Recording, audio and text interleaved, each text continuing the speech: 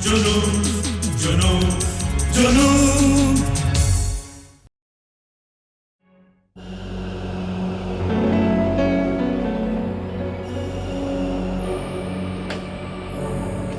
तुम मुझे कहाँ ले जा रहे हो? बस देखते जाइए।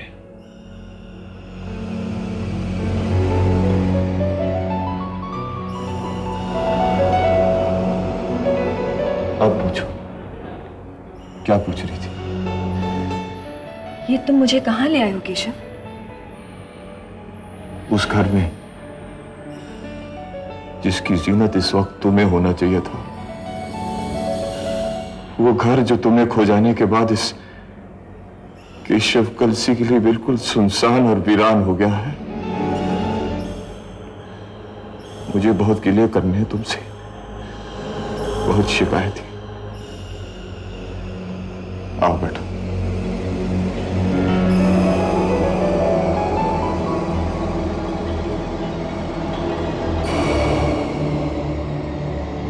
अगर किसी और ने ऐसा मेरे साथ किया होता तो वो उसी वक्त मिटा दिया गया होता, लेकिन क्योंकि केशव कलसी को तुम अपनी जान से भी प्यारी हो,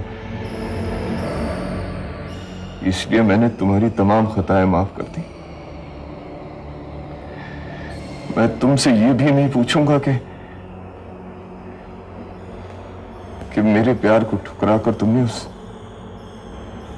दो कोरी के वकील के साथ शादी क्यों की? मैं मजबूर कर दी गई थी केशव, मजबूर कर दी गई थी। किसने मजबूर किया था?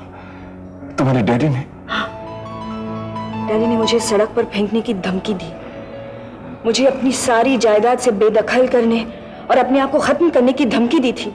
मैं बेबस थी केशव, बेबस थी। इस सिलसिले में तुमने अगर मुझसे बात की होती तो कोई ना कोई रास्ता निकाला था। डरती थी कि कहीं डैडी कुछ कर न बैठे, नहीं तो ये मिनी तुम्हारे बगैर किसी और की नहीं हो सकती केशव। इसलिए तुम उसके साथ हनीमून मनाने कश्मीर गई थी। वो क्या हनीमून था? It was a disaster. तुम्हें नहीं मालूम तुम्हारे बगैर वहां का एक एक लम्हा मुझ पर कैसे भारी हो रहा था। और तुम उन लम्हों का भारी बोझ अपने अंदर पाल रही हो।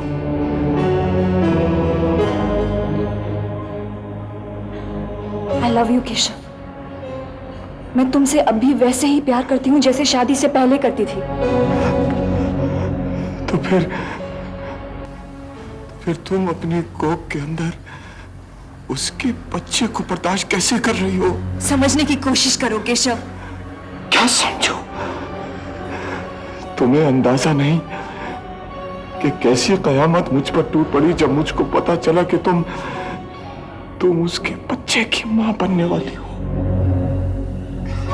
उस पर मुझे ऐसा लगा जैसे मैं हमेशा हमेशा के लिए तुम्हें खो बैठा हूं। इंसान कभी कभी कैसे बेबस हो जाता है, तुम इसका अंदाजा नहीं लगा सकते।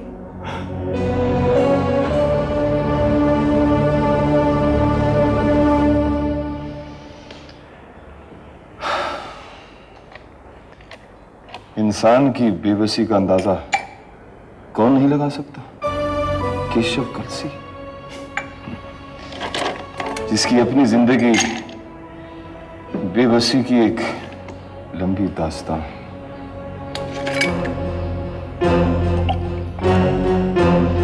तुमने इस दिल में झांकने की कोशिश की होती तो इस केशव कलसी के अंदर के इंसान को पहचान लेती और फिर उसे ठुकराकर किसी और के पहलू को न सजाती। तुमने मुझे कभी अंदर झांकने ही नहीं दिया। मालूम नहीं वो वक्त कभी आएगा भी कि नहीं। ऐसा ना कहो केशव, मेरा अब एक ही सहारा है और वो तुम हो। तुम ही मुझे इस दलदल से निकाल सकते हो। उसने मुझे ऐसे शिकंजे में कस लिया है कि उसमें से निकलना मुश्किल है। तुम कहो तो पलक झपकते ही उसे हमेशा के लिए उड़ा दिया जाएगा। नहीं, मैं नहीं चाहती कि किसी के खून के छींटे मेरे दामन तक पहुंचे। तो क्या वो मेरी सल्तनत लूटता रहे और मैं देखता रहूं?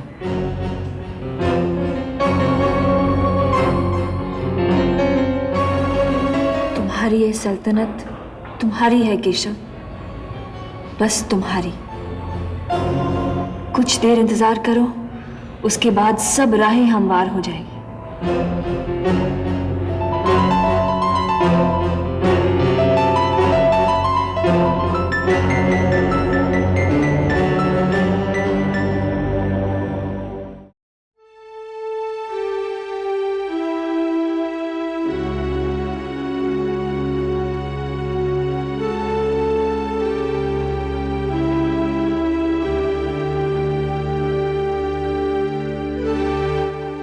तुम यहाँ पर हो और मैं नीचे तुम्हारा नाश्ते पर इंतजार कर रही हूँ, और तुमने अपने हाथ फिर से इतने गंदे कर लिए। छी!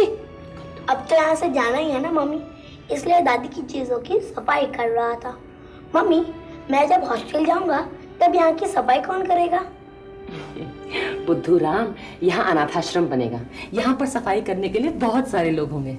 तुम क्यों फिक्र करते हो? और तुम्हारी दादी का ये कमरा पूजा घर बनेगा। अब चलो नाश्ता करो। फिर पापा ने नाश्ता किया? पापा को किसी से मिलना था, वो बाद में नाश्ता कर लेंगे। तुम चलो। तो जब पापा आएंगे हम भी उन्हीं के साथ नाश्ता करेंगे। तुम आ गए तुम्हारे पापा। अब तुम हाथ जल्दी से धोकर नीचे आ जाओ। रेखा, अरे कहाँ हो तुम? अरे पापा यहाँ हूँ। क्या हुआ? तुम मिस्टर बत्रा मिले क्या? अरे वही खुशखबरी देने के लिए तो इतना बेताब हो रहा हूँ। सब कुछ हो गया।